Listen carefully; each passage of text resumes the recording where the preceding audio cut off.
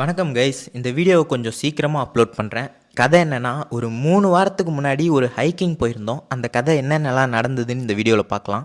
நம்ம பாய்ஸ் எல்லாம் சேர்ந்து கேதர் ஆகி ஒரு 7 மணிக்கு கோயம்பேடு பஸ் ஸ்டாண்டில் போயிட்டு 7:30 மணிக்கு பஸ் வந்தது. அந்த பஸ்ஸில் ஏறணும். பஸ்ஸில் ஏறினோன்னே இந்த கோன்வேலு யூனோ ஆடுறன்ட்டு பயங்கரமாக சீட்டிங் பண்ணியிருந்தாரு. இதெல்லாம் வேலைக்கு ஆகாதுன்னு சொல்லிட்டு நான் போய் படுத்துட்டேன். காலையில் பஸ் எங்களை எடுத்துகிட்டு வந்து விட்ட இடம் தான் பெரிய குளத்தில் இறங்கினோன்னே முதல்ல ஒரு டீயை போட்டுட்டு பிரேக்ஃபாஸ்ட்டுக்கு நல்லா முறுவலான ஒரு முட்டை தோசையை சாப்பிட்டுட்டு நேராக ஒரு ஆட்டோவை பிடிச்சிட்டு நேராக ட்ரெக்கிங் பண்ணுற இடத்துக்கோட பேஸ் பாயிண்ட்டுக்கு போயிட்டோம். பேஸ் பாயிண்ட்டுக்கு நாங்கள் என்னமோ 8 மணிக்கு தான் போனோம். ஆனால் எங்களோட ட்ரெக்கு 9:30 மணிக்கு தான் ஸ்டார்ட் ஆச்சு.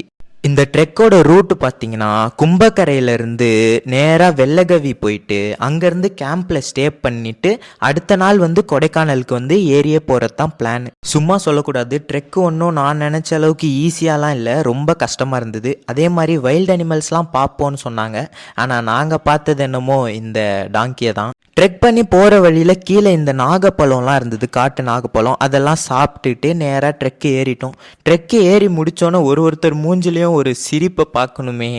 அப்புறம் என்ன, வெள்ளகவி வில்லேஜுக்கு போயிட்டோம். அங்கே போயிட்டு சாப்பாடில் சாம்பார், ரசம், தயிர் தான். அப்புறம் அந்த கிராமத்திலே அறுவடை பண்ண காஃபி பீன்ஸை வச்சு ஒரு பிளாக் காஃபி போட்டு கொடுத்தாங்க. சுகர் தூக்கலாக பயங்கரமாக இருந்தது.